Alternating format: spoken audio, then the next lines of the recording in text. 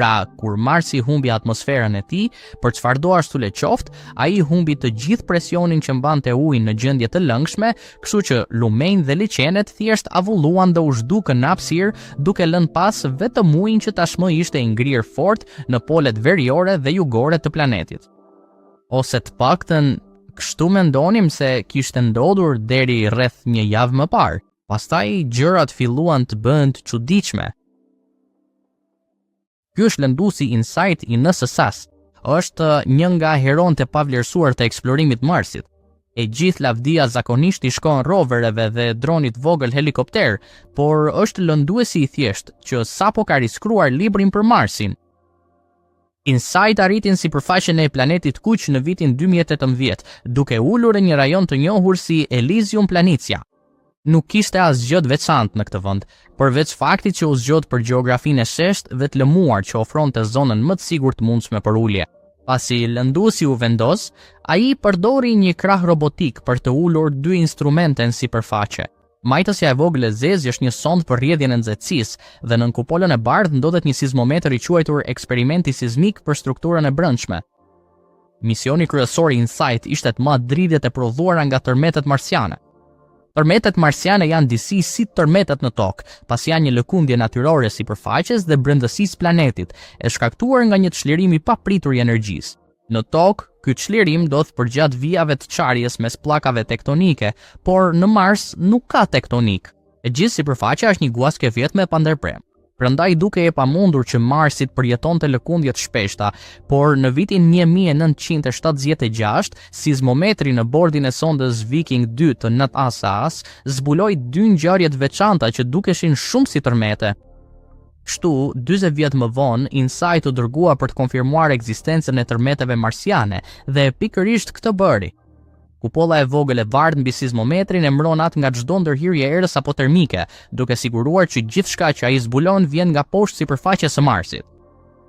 U desh pothuajse deri në fund të misionit 4 vjeçar të sondës që InSight të kthente një përgjigje përfundimtare. Më 4 maj 2022, një tërmet i madh marsian, i vlerësuar me magnitudë 5 në shkallën Richter, u zbulua nga sismometri InSight me dridhje që u përhapën rreth planetit për deri në 6 orë. Gjëja e parë që bën shkencëtarët ishte të përpiqeshin të përjashtonin një përplasje meteoriti.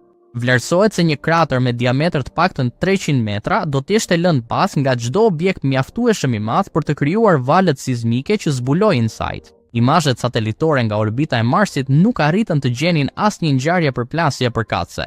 Kështu që, pasi u përjashtua përplasja e një meteoriti, tërmetet marsiane u konfirmuan zyrtarisht. Tani, edhe pa një rrjet pllakash tektonike, ka disa faktorë natyrorë që mund të shpjegojnë tërmetet marsiane. Korja e Marsit është një guaske vetme pa ndërprerje, po kjo nuk do të thotë se është e njëtrajtshme në të gjithë sipërfaqen.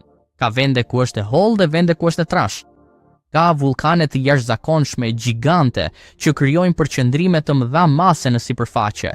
Kështu që mund të ketë lehtësisht një çekuilibër të çarjeve dhe zhvendosjeve të materialeve të kores në pikat ku ka çekuilibër mes shkëmbimeve të hollë dhe të trashë. Kjo është ndoshta ajo që ka krijuar kanjonin e madh në Mars, Valles Marineris. Pavarësisht se si u krijua tërmeti në Mars, valët sismike që u përhapën nëpër sipërfaqen dhe brendësinë e planetit kanë zbuluar një sekret të fshehtë brenda planetit Kuq, duke i lënë të gjithë të përfshirë të pyesin veten çfarë vjen më pas. Instrumenti sismometer në InSight ishte në gjendje të matë shpejtësinë e vibrimeve ndërsa ato u thëtonin në përbrendësinë e Marsit dhe edhe pse ndryshimet më të vogla në lëvizje mund të na tregojnë shumë për strukturën dhe përbërjen e planetit, pikat ku valët ngadalësohen do të tregonin dendësi më të larta, si për shembull praninë e një lëngu brenda shkëmbit.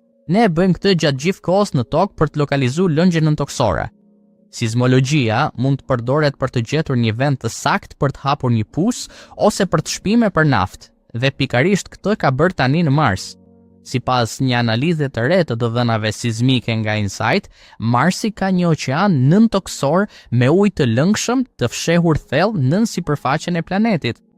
Dhe jo vetëm që ekziston ujë nën sipërfaqen e Marsit, por ka një sasi të jashtëzakonshme atje poshtë, mjaftueshëm për të përmbytur të gjithë planetin me ujë deri në 1 kilometër ose gjysmë milje thellësi. Tani, kjo është e çuditshme për Marsin sepse nuk prisnim të gjenim ujë të lëngshëm askund në atë planet, por oqeanet nën-toksore mund të jenë më të zakonshme në botët shkëmbore sepse kemi një të tillë edhe në tokë.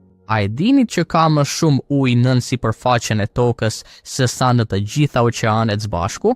Në fakt, ka rreth 3 herë më shumë ujë nën tokë se sa ka mbi të. Tani, kjo nuk do të thotë që toka është e zbrazët dhe ka një botë krejt tjetër atje poshtë, siç mund të keni parë në filmat e Godzillës apo në ndonjë nga videot e shumta të teorive të konspiracionit për këtë temë, dhe e njëjta gjë vlen edhe për Marsin.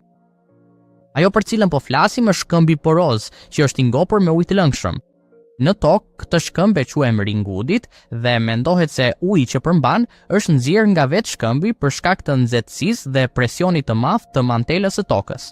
Fatkeqësisht për ne, rezervuari nën-toksor i tokës ndodhet rreth 700 kilometra ose 400 milje nën sipërfaqe, kështu që nuk do të arrijmë atje së shpejti. Por në Mars, oqeani nën-toksor është shumë më afër sipërfaqes, rreth 10 deri në 20 kilometra ose 6 deri në 12 milje. Dhe kjo lë disa pyetje rreth asaj se si ka arritur atje. Ashtu si në tokë, uji mund të jetë formuar nën tokë përmes një procesi natyror dhe mund të jetë bllokuar atje për miliarda vjet, që nga koha kur Marsi kishte ujë të lëngshëm në sipërfaqen e tij. Është gjithashtu e mundur që uji të ketë migruar nga sipërfaqja drejt këtij rezervuari nën-toksor. Shkaku i një ngjaje e tillë mbetet mister, por nëse uji ka lëvizur nga sipërfaqja poshtë, atëherë mund të ketë marrë me vete edhe blloqet ndërtuese të jetës. Edhe në tokë, nuk kemi asnjë mënyrë për të ditur nëse oqeani nën-toksor mbështet jetë, dhe ndoshta kurrë nuk do ta dimë, të paktën jo jetë jetës sime. Vrima më e thellë që shpua ndonjëherë njihet si kolla Super Deep Borehole. Ajo ndodhet në veri të Rusisë dhe arriti një thellësi pak më shumë se 12 kilometra, ose rreth 6 milje nën tokë, dhe atje poshtë kemi gjetur disa gjëra të çuditshme. Shkencëtarët kanë identifikuar fosile mikroskopike të organizmave një-qelizor deri në 7 kilometra thellësi. Ata gjithashtu gjetën ujë në të njëjtën thellësi dhe në fundin më të thellë të vrimës, temperatura ngrihet në 180 gradë Celsius ose 356 Fahrenheit, duke e bërë shumë të nxehtë për të vazhduar shpimin. Pra, në teori, nëse do të përdornim të njëjtën operacion shpimi në Mars, atëherë do të arrinim mjaft thellë për të gjetur rezervuarin nën-toksor. Sigurisht, të bësh diçka në hapësirë është shumë fish më e vështirë se sa të bësh të njëjtën gjë në tokë. Dhe të përpiqesh të bësh diçka në një vend aq të largët dhe të pabanueshëm sa Marsi është ndoshta kulmi i vështirësisë.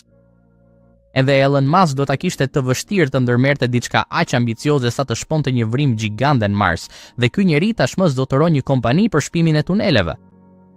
Por ajo që din tani është se Marsi, që më parë besohej të ishte një shkëmb i vdekur, i tharë dhe i ngrirë, në të vërtetë është shumë më i çuditshëm nga sa mendonim. Dhe nëse ka ndonjë gjë, kjo ndoshta duhet të jetë një shenjë që duhet të jemi paktën pak më optimist dhe me mendje të hapur për potencialin e sistemit tonë diellor për të na habitur në mënyrat më të mrekullueshme.